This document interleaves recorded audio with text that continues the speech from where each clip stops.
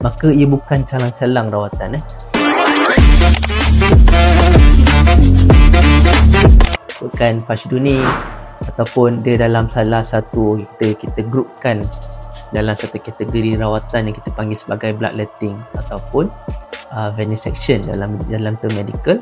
Ini semua kita kaedahkan dalam satu kategori kita melepaskan darah, So ikutkan Fashdu ataupun dalam bahasa dalam term rawatan Islam kita panggil sebagai al-hijamah. Ikutkan semua rawatan-rawatan ni bukannya benda yang baru, bukan tabu dan bukan sesuatu yang asing.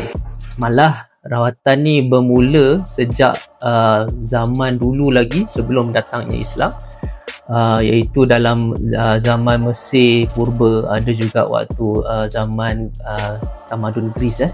Kita gunakan kaedah bloodletting. Dan ni kaedah bloodletting ni ditulis di dalam Canon of Medicine oleh Ibn Sina.